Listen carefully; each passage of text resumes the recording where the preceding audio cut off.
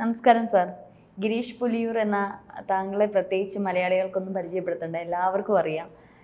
ഇന്ന് ഞങ്ങളുടെ ABC മലയാളത്തിൽ താങ്കൾ വന്നിരിക്കുകയാണ്. അപ്പം നിരവധി താങ്കളിൽ നിന്ന് ചൊൽപ്പാട്ടുകളും നിരവധി കവിതകളും ഒക്കെ കേൾക്കാൻ താല്പര്യമുണ്ട്. എന്തായാലും നമുക്കൊരു പാട്ടിൽ നിന്ന് തുടങ്ങിയാലോ? പാട്ടിൽ നിന്ന് തുടങ്ങാം. ഒന്ന് കൈയടിച്ചേ, ഇനിയും കൈയടിച്ചേ, ഒന്ന് ചേർന്ന് ഒരൊറ്റക്കെട്ടായി വീണ്ടും കൈയടിച്ചേ. മക്കളെ, മഴയ്ക്ക് കൈയടിച്ചേ, പുഴയ്ക്ക് കൈയടിച്ചേ, മാരിവില്ല് മാലയിടും മലയ്ക്ക് കൈയടിച്ചേ. ഏയ് ആടി കൈയടിച്ചേ, പാടി കൈയടിച്ചേ, കാറ്റിലോളം തുള്ളി തുള്ളി കറങ്ങി കൈയടിച്ചേ. മക്കളെ, ചിരിച്ച് കൈയടിച്ചേ, കളിച്ച് കൈയടിച്ചേ, കേരളീയരായി നിന്ന് ഞെരിച്ച് കൈയടിച്ചേ. ഒന്ന് കൈയടിച്ചേ, ഇനിയും കൈയടിച്ചേ, ഒന്ന് ചേർന്ന് ഒരൊറ്റക്കെട്ടായി വീണ്ടും കൈയടിച്ചേ. കട്ടപ്പാറ വെട്ടി പൊട്ടിച്ചുറവ കണ്ടെടുത്തേ, നട്ടപ്പാതിരാപ്പറവ പാട്ടു വീണ്ടെടുത്തേ. കണ്ണുനീരിലാണ്ടവർക്ക് വീടു കൊടുത്തേ, ചൂട് ചോരവിയർപ്പാക്കിയോർക്ക് നീതി കൊടുത്തേ. പള്ളിക്കൂടം കേറിയോർക്ക് പദവി കൊടുത്തേ, പൊള്ളും വെയിലു കൊള്ളാൻ നിന്നവർക്ക് തണലു കൊടുത്തേ. ജാതി മത കോട്ടകളുടെ മൂട് തകർത്തേ, നാട്ടിൽ സകല ജാതി മാനവർക്കും നാവു കൊടുത്തേ. നാടുണർന്ന് കാണുവാൻ ഉറക്കമില്ലാതെ ഊണുമില്ലാതെ ഓടി നടന്നോർക്കു വേണ്ടി ഒന്ന് കൈയടിച്ചേ, ഇനിയും കൈയടിച്ചേ, ഒന്ന് ചേർന്ന് ഒരൊറ്റക്കെട്ടായി വീണ്ടും കൈയടിച്ചേ. വീണ്ടും വീണ്ടും കൈയടിച്ചേ, കൈയടിച്ചേ, കൈയടിച്ചേ. ഇത് ഇപ്പോൾ ഞാൻ എല്ലാ വിദ്യാലയങ്ങളിലും, പ്രത്യേകിച്ച് nursery school, primary school, high school, higher secondary, പിന്നെ പൊതുജനവേദികൾ, റെസിഡൻസ്, ഇവിടെയൊക്കെ ഞാൻ പാടുന്നുണ്ട്. എൻ്റെ കുട്ടികൾ ഇത് കേട്ടതിന് ശേഷം ഞാൻ സ്റ്റേജിൽ നിന്ന് ഇറങ്ങുമ്പോൾ ഒന്ന് കൈയടിച്ചേ, ഇനിയും കൈ. ഇതാണ് എൻ്റെ സന്ദേശം. ഇത് ഞാൻ ആർക്ക് വേണ്ടിയാണ് പറയുന്നത്? ഞാൻ എൻ്റെ സമുദായത്തിന് വേണ്ടിയല്ല പറയുന്നത്, ഞാൻ വേറൊരു സമുദായത്തിന് വേണ്ടിയല്ല പറയുന്നത്, ഞാൻ മൊത്തം ജനങ്ങൾക്ക് വേണ്ടിയാണ് പറയുന്നത്. ഒന്ന് ചേർന്ന് ഒരൊറ്റക്കെട്ടായി വീണ്ടും കൈയടിച്ചേ, വീണ്ടും വീണ്ടും കൈയടിച്ചേ. മഴയ്ക്ക് കൈയടിക്കാൻ ഞാൻ പറയുകയാണ്. മഴ പെയ്യുന്നത് പലപ്പോഴും കേരളത്തിൽ ഒരു ശല്യം എന്ന് തോന്നാറുണ്ട്. പക്ഷേ മഴ കിട്ടാത്ത നാടിനെക്കുറിച്ച് ആലോചിക്കുമ്പോഴാണ് നമ്മൾ എത്രമാത്രം ഭാഗ്യമുള്ളവരാണ് എന്ന് മനസ്സിലാവുന്നത്. ഈ മഴവെള്ളം നമുക്ക് എന്തുകൊണ്ട് സംഭരിച്ച് ഈ ചാരായ വെള്ളം വിൽക്കുന്നതിനേക്കാളും കൂടുതൽ മഴവെള്ളം വിറ്റാൽ റവന്യൂ കിട്ടില്ലേ? എന്തുകൊണ്ടാണ് അത് ചിന്തിക്കാത്തത്? ഒരു കവി എപ്പോഴും ധൈര്യത്തോടു കൂടി ഭരിക്കുന്നവരെ തിരുത്തിക്കൊണ്ടിരിക്കണം. കവികളെന്ന് പറയുന്ന അനൗദ്യോഗിക നിയമ നിർമ്മാതാക്കളാണെന്ന് പ്ലേറ്റോ പറഞ്ഞിട്ടുണ്ട്. അതുകൊണ്ട് ഞാൻ ചോദിക്കുക, നമ്മുടെ മുക്കിന് എന്തിനാണ് ഈ മദ്യഷാപ്പുകൾ കൊണ്ടുവരുന്നത്? നമുക്കെന്തുകൊണ്ടാണ് കേരള മിനറൽ വാട്ടർ എന്ന് പറഞ്ഞിട്ട് ഗവൺമെൻറ്റിൻ്റെ തന്നെ പൊതുമേഖലാ അടിസ്ഥാനത്തിൽ 1000-ഓളം ത്രിതല ഭരണ സമ്പ്രദായങ്ങളിൽ നിന്ന് എന്തുകൊണ്ടാണ്? ഞാൻ ഒരു സ്വപ്നം കണ്ടിട്ടുണ്ട്, 200-ഓളം പ്ലെയിൻ, 200-ഓളം വിമാനങ്ങൾ എല്ലാ ദിവസവും രാവിലെ 2 മണിയാകുമ്പോൾ നമ്മുടെ എല്ലാ വിമാനത്താവളങ്ങളിൽ നിന്നും പറന്നുയരുകയാണ്. അതിലെന്താണുള്ളത്? ഗാലൻ കണക്കിന് കേരള മിനറൽ വാട്ടറാണ്. ലോകത്തെല്ലായിടത്തും കൊണ്ടു കൊടുക്കുന്നു. നമ്മുടെ കേരളത്തിലേക്ക് ഒരുപാട് വിദേശ ധനം വരുന്നു. നമ്മൾ ഇന്ത്യയുടെ ട്രഷറിയായി മാറുന്നു. നമ്മൾ ഇന്ത്യയിൽ തന്നെയാണല്ലോ, നമ്മൾ ഇന്ത്യക്കാരുമാണ്, കേരളീയരും ആണെന്നേ ഉള്ളൂ. ഒരു ശരീരത്തിന് കണ്ണും കാതും കൈയും ഒക്കെ ഉള്ളതുപോലെ നമ്മൾ ഇന്ത്യയുടെ ഒരു അവയവമാണ്. മുഖ്യമായിട്ടുള്ളൊരു മസ്തിഷ്കമാണ്. അത് പാദമല്ല, മസ്തിഷ്കമാണ്. പാദവും വളരെ ഗംഭീരമല്ലേ? പാദമില്ലെങ്കിൽ എന്ത് ചെയ്യും? പലപ്പോഴും ഞാൻ ചിന്തിക്കാറുണ്ട്, എൻ്റെ 2 കാലും പോയാൽ ഞാൻ എന്താ ചെയ്യുന്നത്? എൻ്റെ ഒരു കൂട്ടുകാരെ ഇപ്പോൾ അങ്ങനെ കിടക്കുക. എന്തുകൊണ്ടാണ്? അവൻ അമിതമായി മദ്യപിച്ചു, അവൻ അമിതമായി ആഹാരം കഴിച്ചു, അവൻ അമിതമായി ഡയബറ്റിക്കായി, അവൻ്റെ കാല് മുറിച്ചു. നല്ലൊരു കവിയാണ്, ഞാൻ പേര് പറയുന്നില്ല. അവൻ ഇപ്പോൾ എന്നോട് പറയുന്നു, ഞാൻ എഴയുകയാണടാ, നടന്നു തീർക്കാനുള്ള ദൂരങ്ങളെല്ലാം എൻ്റെ ദുസ്വപ്നമായി തീർന്നിരിക്കുന്നു. എന്തൊരു ഗംഭീരമായ വരിയാണത്. അപ്പോൾ കേരളം ഇന്ന് നേരിടുന്ന ഏറ്റവും വലിയൊരു പ്രശ്നമെന്ന് പറഞ്ഞാൽ അശാസ്ത്രീയമായിട്ടുള്ള ആഹാര രീതി, അശാസ്ത്രീയമായിട്ടുള്ള ഉറക്കവും ഉണരലും, അശാസ്ത്രീയമായിട്ടുള്ള ഈ ലഹരി ഉപയോഗം. അതിന് ശാസ്ത്രീയമായിട്ടൊന്നും ഉപയോഗിക്കാൻ പറ്റില്ല കേട്ടോ. പണ്ട് ഉപയോഗിച്ചിരുന്നു. എൻ്റെ അച്ഛൻ ആയുർവേദ വൈദ്യനാണ്. വാറ്റുചാര ഉപയോഗിക്കുന്ന ഞാൻ കണ്ടിട്ടുണ്ട്. മുകളിൽ നിന്ന് വീഴുന്ന ആളിന് മുട്ട വാറ്റ് കൊടുക്കുമ്പോൾ അതിൽ വാറ്റുചാരയോ അത് കിട്ടിയില്ലെങ്കിൽ ബ്രാൻഡി ഒഴിച്ചു കൊടുക്കുന്ന ഞാൻ കണ്ടിട്ടുണ്ട്. പ്രസവ ശുശ്രൂഷയ്ക്ക് വേണ്ടി നമ്മൾ ജീരകാരിഷ്ടം കൊടുക്കുന്നുണ്ട്. അതിനകത്ത് ആൽക്കഹോൾ കണ്ടൻ്റ് ഉണ്ട്. വിഷയം കൂടിപ്പോകുന്നു. പക്ഷേ എനിക്ക് പറയാനുള്ളത്, മഴയ്ക്കും പുഴയ്ക്കും കൈയടിക്കുന്ന ഇളം കുട്ടികളാണ് ഇവിടെ ഉള്ളത്. കേരളീയരായി നിന്ന് ഞെരിച്ച് കൈയടിക്കാനാണ് ഞാൻ പറയുന്നത്, അല്ലാതെ ഒരു സമുദായത്തിൻ്റെ അംഗമായി നിൽക്കാനല്ല ഞാൻ പറയുന്നത്. മലയാളി സമുദായം, അതാണ് നമ്മുടെ സമുദായം. മലയാളി സമുദായം ഇന്ന് ഏറ്റവും കൂടുതൽ വളർന്നു. അത് കെട്ടുകഥയല്ല. നമ്മൾ കുറേ ക്രൂരന്മാർ നമ്മളെ നാണം കെടുത്തുന്ന രീതിയിൽ, ചിന്തിക്കാൻ പറ്റാത്ത രീതിയിൽ അനിയത്തിമാരെയും അമ്മയെയും അതേപോലെ കുഞ്ഞുങ്ങളെയും സഹോദരന്മാരെയും ഒക്കെ ഉപദ്രവിക്കുന്നു. അവരെല്ലാം പിടിച്ച് തുറുങ്കിനകത്തിടുക, അവരെ നല്ലവരാക്കാൻ നോക്കുക. അതല്ലാതെ മലയാളി സമുദായത്തെക്കുറിച്ച് ഏറ്റവും നല്ലത് പറയുന്നത് ആരാ? ഇവിടെ വരുന്ന 70 ലക്ഷത്തോളം അതിഥി തൊഴിലാളികളാണ്. അവർ വന്ന് നോക്കുമ്പോൾ ഇത് സ്വർഗരാജ്യമാണ്. നമ്മുടെ മുഖ്യമന്ത്രി പലപ്പോഴും പറയാറുണ്ട് ഇന്ത്യയിലെ സിംഗപ്പൂരാക്കി മാറ്റണം എന്ന്. ഞാൻ കേട്ടിട്ടുള്ളതാണ്, അദ്ദേഹം നേരിട്ട് പറഞ്ഞതല്ല, മറ്റുള്ളവരൊക്കെ ഇങ്ങനെ പറയുന്നത് സത്യമാണ്. നമ്മുടെ റോഡുകൾ, ഞാൻ സിംഗപ്പൂരിൽ പോയി, അവിടെ ഒന്നും ഒരു മാലിന്യവും കാണാനില്ല. ചെറിയൊരു നഗരമാണ് കേരളത്തിലെ. ഇപ്പോൾ കേരളത്തിൻ്റെ നഗരം, നമ്മുടെ തിരുവനന്തപുരം നഗരത്തിൽ കെട്ടുനാറുന്ന അവസ്ഥ കാണുന്നില്ല കേട്ടോ. നമ്മുടെ ഈ ആമയിഴഞ്ചൻ തോട്ടിലൊക്കെ പോയാലേ ഉള്ളൂ, അല്ലെങ്കിൽ മുക്കിന് നിൽക്കാൻ പറ്റില്ലായിരുന്നു. കിടന്ന് അഴുകി ഇങ്ങനെ ജീർണിക്കുന്നത് കാണാൻ പറ്റുമായിരുന്നു. എൻ്റെ മറുപടി ദീർഘമായി പോകുന്നു. രഞ്ജിനിക്ക് എന്താ ചോദിക്കാനുള്ളത്? സാറ് പറഞ്ഞതുപോലെ ഒരു കലാകാരന് നമ്മുടെ സമൂഹത്തെ മാറ്റാൻ പറ്റും. അത് വളരെയധികം ഇൻസ്പിറേഷൻ ഉണ്ടാക്കും. ഏതൊരു കലാകാരനെ ആരാധിക്കുന്ന ഒരുപാട് പേരുണ്ട്. ഇപ്പോൾ ഏകദേശം ചെറുപ്രായത്തിൽ തന്നെ കവിത എഴുത്തുമായിട്ട് വന്നതാണ്.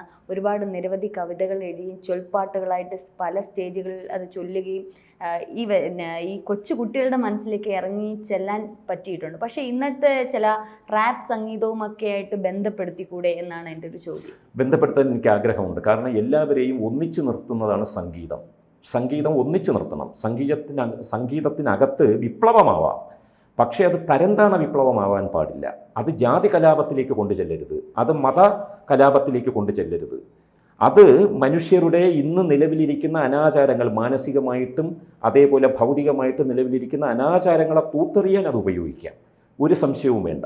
ഇപ്പം കൃഷി എന്ന് പറയുന്നത് എൻ്റെ കുറേ സഹോദരന്മാരെ, അമ്മമാരെയൊക്കെ അതിനകത്ത് തളച്ചിട്ടത് കൊണ്ട് ഒരുപാട് നൂറ്റാണ്ടുകൾ നമ്മൾ ആഹാരം കഴിച്ചു. ആ കൃഷി ചെയ്തിരുന്നവരുടെ അനന്തരാവകാശികൾ പറയാൻ അർഹതപ്പെട്ടതെന്താണ്? എൻ്റെ ആരോഗ്യം അവരുടെ അമ്മമാരുടെ അധ്വാനമാണ്. ഞാൻ എല്ലായിടത്തും പറയാറുണ്ട്, എൻ്റെ ഈ ആരോഗ്യം ഉണ്ടല്ലോ, അത് എൻ്റെ അച്ഛനും അമ്മയുമല്ല, ഞങ്ങൾക്ക് പാടത്തു നിന്നും നെല്ല് തരാൻ വേണ്ടി ജീവിതങ്ങൾ ഹോമിച്ച എത്രയോ പരമ്പരകളുണ്ട്.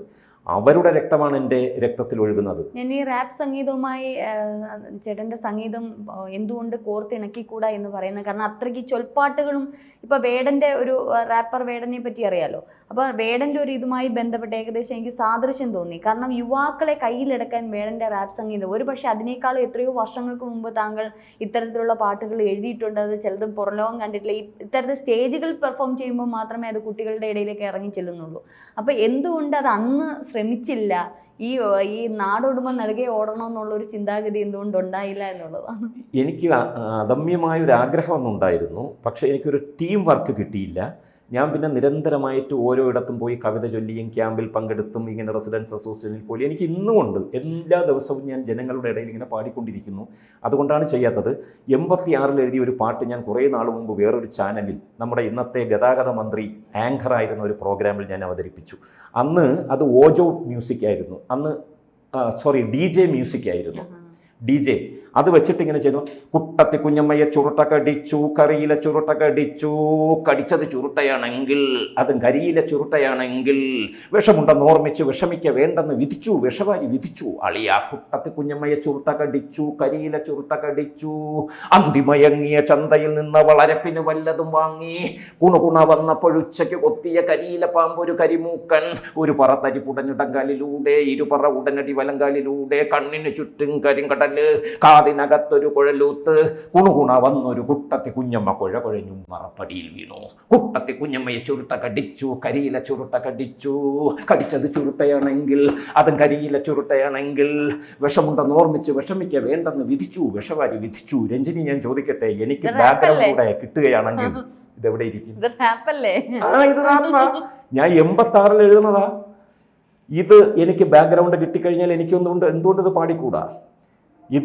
ഇതിനകത്ത് ഞാൻ വളർന്ന ഒരു ഗ്രാമത്തിൻ്റെ ഇതുണ്ട്. ചുരുട്ട എന്ന് പറയുന്നത് കണ്ടാൽ പേടിയാവുന്ന ഒരു ഇഴജന്തുവാണ്, പക്ഷെ അതിന് കടിച്ചാൽ ചാവില്ല, അതിന് വിഷമില്ല.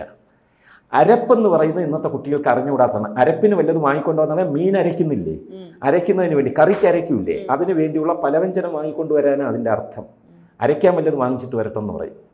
ഇതന്ന് കെട്ടുപോയൊരു ഭാഷയാണ്. ഇന്നെൻ്റെ മോൾക്കോ അവരുടെ പ്രായത്തിലുള്ളവർക്കും ഇതാ എന്താ വെച്ചാൽ ഈ അരപ്പെന്ന് ചോദിക്കും. അപ്പോൾ നമുക്ക് പലവ്യഞ്ജനമാണുള്ള ഈ മിക്സിയിലിട്ട് അടിക്കുന്ന, മിക്സിയല്ലേ അവർക്കറിയാം, അമ്മി അറിയില്ലല്ലോ, അങ്ങനെ അരയ്ക്കുന്നില്ലല്ലോ. അപ്പോൾ അങ്ങനത്തെ ഒരു ഇതുണ്ട്. അവസാനം അത് ഭയങ്കര രസമായിട്ട് വന്ന് കൺക്ലൂഡ് ചെയ്യുന്നുണ്ട് കേട്ടോ. അത് പാടാനിപ്പോൾ സമയമില്ലാത്തതുകൊണ്ടാണ്. ഇങ്ങനെ എത്രയോ പകലോൻ്റെ പള്ള കീറി പാതാളത്തിൽ വന്നായോ, പുരവാതിൽ പടിയുടെ വെടിയിൽ പുരവാതിൽ പടിയു പകലോന്റെ പള്ള കീറി പാതാളത്തിൽ വന്നായോ, പുരവാതിൽ പടിയുടെ വെളിയിൽ കൊമ്പു ചിലമ്പൊടു നിന്തായോ, കറവയ്ക്കു തുണച്ചവരല്ലേ കവിളൊട്ടി വിളിക്കുന്നു. ഇങ്ങനെ പോകുന്ന ഒരു പൊളിറ്റിക്കൽ കവിത ഞാൻ MA പഠിക്കുമ്പോൾ എഴുതിയിട്ടുണ്ട്. ഞാൻ എത്രയോ കവിതകൾ ഈ രീതിയിൽ എഴുതിയിട്ടുണ്ട്. ഞാനത് സ്റ്റേജിൽ പെർഫോം ചെയ്യാത്തത് കൊണ്ടാണ് എൻ്റെ റീച്ച് കുറഞ്ഞു പോകുന്നത്. പിന്നെ എന്നെ എല്ലാവർക്കും അറിയാമെന്ന് പറയുന്നതിന് എനിക്കൊരു തിരുത്തുണ്ട്. ഇളം തലമുറയ്ക്ക് പലർക്കും എന്നെ അറിയില്ല. എന്തുകൊണ്ടാണ്? ഞാൻ സിനിമയിലേക്ക് വരാത്തതുകൊണ്ടാണ്.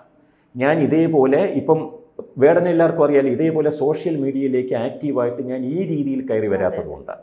അതെനിക്ക് ഒരാഴ്ച കൊണ്ട് പറ്റും, ഒരു മാസം കൊണ്ട് പറ്റും. ഞാൻ ഉടനെ തന്നെ സ്വരലയെ എനിക്കങ്ങനെ ഒരു വാക്ക് തന്നിട്ടുണ്ട്. MA ബേബി സാർ പറഞ്ഞിട്ടുണ്ട്, ഈ ജൂണോടുകൂടി ഇങ്ങനെ ഒരു പ്രോഗ്രാം തുടങ്ങാൻ. ഞാൻ 2 പേരിടുന്നു, ഗിരീഷ് പുലിയൂർ കാവ്യ മൽഹാർ എന്ന്. ചിലരത് വേണ്ട എന്ന് പറയുന്നു. വേറൊന്ന് ഞാൻ ഇടുന്നത് താളമേള പാട്ടുപുലിയാട്ടം എന്നൊരു പേരിടുന്നുണ്ട്. അപ്പോൾ ഏതെങ്കിലും ഒരു നല്ല പേരിലായിരിക്കും ഞാൻ അത് ലോഞ്ച് ചെയ്യുന്നത്. എന്നോടൊപ്പം ഒരു ടീം വർക്കിന് വേണ്ടി കുറേ പേര് വെച്ചിട്ട് ഞാനങ്ങോട്ട് ജനങ്ങൾക്ക് വേണ്ടി പാടും, അല്ലാതെ ഞാൻ ഭിന്നിപ്പിക്കുന്നതിന് വേണ്ടിയില്ല, ഒന്നിപ്പിക്കുന്നതിന് വേണ്ടി. ഇപ്പൊ അത് പറഞ്ഞപ്പോഴാണ് വേടന്റെ എഴുത്തിലെ രാഷ്ട്രീയവും ജാതിയും ഒക്കെ മാറ്റേണ്ടതായിട്ടുണ്ടോ?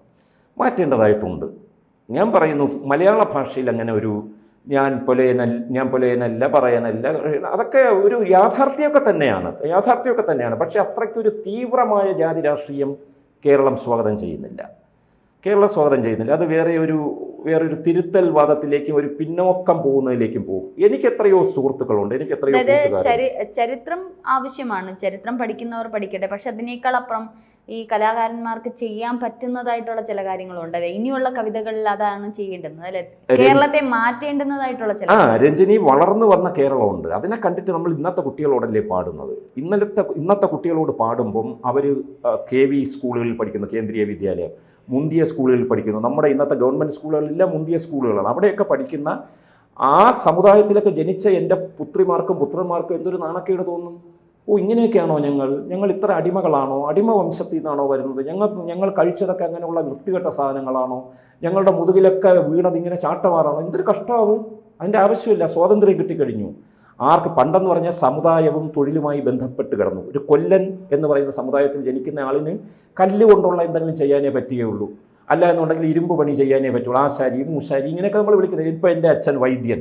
അതുകൊണ്ട് അച്ഛൻ്റെ തൊഴിലെന്ന് പറഞ്ഞാൽ സമുദായം മാത്രമല്ല, അച്ഛൻ എപ്പോഴും മരുന്നുണ്ടായിക്കൊണ്ടിരിക്കും.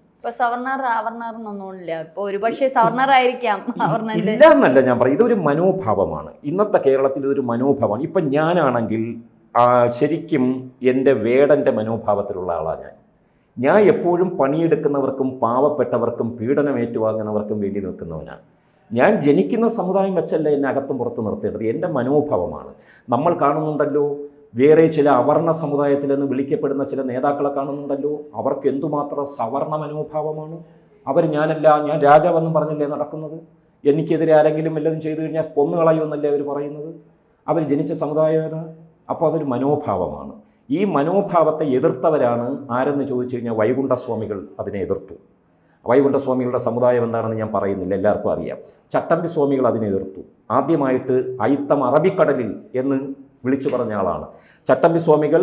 സ്വന്തം സമുദായത്തിലുള്ളവരെ ഉൾപ്പെടെയുള്ള ചെറുപ്പക്കാരെ വിളിച്ച് പരിശീലനം കൊടുത്ത് എന്തിനെന്നറിയോ? വാഴ നടാനാണ്. വാഴ നട്ട് പഠിക്കാൻ പറഞ്ഞു. അല്ല മറ്റുള്ളവർ വയ്ക്കുന്നതിൻ്റെ പഴം തിന്നാൽ പോരാ, നിങ്ങൾ അധ്വാനിച്ച് ജീവിക്കാൻ പറഞ്ഞു. ശ്രീനാരായണ ഗുരുദേവൻ അതിനെ എതിർത്തു. ശ്രീനാരായണ ഗുരുദേവൻ ധർമ്മപരിപാലന യോഗമാണ് സ്ഥാപിച്ചത്. അയ്യങ്കാളി സാധുജന പരിപാലന യോഗമാണ് സ്ഥാപിച്ചത്. ഇതൊന്നും സമുദായ സംഘടനയായിട്ടല്ല. NSS മന്നത്ത് പത്മനാഭം കൊണ്ടുവരുമ്പോൾ മറ്റ് സമുദായത്തിൻ്റെ സേവനമായിരുന്നു, അവശ്യ സമുദായങ്ങളുടെ സേവനവും അവരുടെ ഉദ്ധാരണവുമായിരുന്നു അതിൻ്റെ മുഖ്യമായ അജണ്ട. ഇതിനൊക്കെ പതിറ്റാണ്ടുകൾ കഴിഞ്ഞു. കേരളത്തിൽ അതിൻ്റെയൊക്കെ ഒരുപാട് റിസൾട്ടുകൾ ഉണ്ടായി. നമ്മളിപ്പോൾ തലയെണ്ണി രാഷ്ട്രീയം വന്നപ്പോൾ ഇങ്ങനെ ജാതീയമായിട്ടുള്ള ഭ്രാന്ത് പറഞ്ഞ് കുറേ പേർക്ക് അധികാരത്തിൽ സ്ഥിരമായി തുടരാനുള്ള കുതന്ത്രമാണ്. അതിലേക്ക് ഇളം തലമുറയെ കൂടി വലിച്ചഴക്കലായിരിക്കും പച്ചയായിട്ടുള്ള ജാതി പറഞ്ഞുള്ള പാട്ടുകൾ. അതിനോട് എനിക്ക് യോജിപ്പില്ല. ഞാനതിനെ നഖശികാന്തം എതിർക്കുന്നു. കാരണം നിങ്ങൾ ഓർക്കുക, നിങ്ങളെങ്ങനെ നിങ്ങളായെന്ന് പാടിയത് ആരാണ് എന്ന് ചോദിക്കുക. നെല്ലിൻ്റെ ചോട്ടിൽ മുളയ്ക്കും കാട്ടുപുല്ലല്ല സാധുവായിട്ടുള്ള കൃഷിക്കാരൻ, സമുദായ പേരാ പറഞ്ഞത്. അത് പാടിയത് ആരാ? കുമാരനാശാനാണ്. ആലോചിച്ച് നോക്കുക എല്ലാവരും. അതേപോലെ ആഴ്വാഞ്ചേരി തമ്പ്രാക്കളിലുണ്ട് അയ്യൻ, പുലയനിലുണ്ട് ആദിത്യനിലുണ്ട്, അണുകൃമിയിലുമുണ്ട് അതിൻ പ്രതിസ്ഫുരണം എന്ന് പാടിയത് ഉള്ളൂരാണ്. എന്നിട്ട് പറയാം, അടുത്തു നിൽപ്പോൾ അനിയനെ നോക്കാൻ അനുജനെ നോക്കാൻ അക്ഷികളില്ലാത്തവർക്ക് ഈശ്വരൻ എങ്ങനെ കാണാൻ പറ്റും എന്ന് ചോദിച്ചത് ആരാ?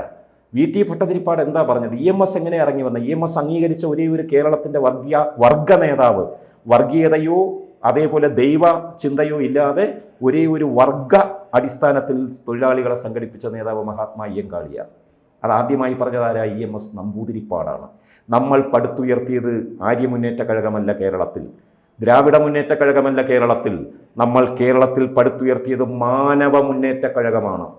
ആ മാനവ മുന്നേറ്റ കഴകം വന്നപ്പോൾ നിങ്ങളും ഞങ്ങളും ചേർന്ന് നമ്മളായി മാറി. ഏറ്റിറക്കങ്ങൾ ഉണ്ടാകും, ഒരുപാട് പ്രശ്നങ്ങൾ ഉണ്ടാകും.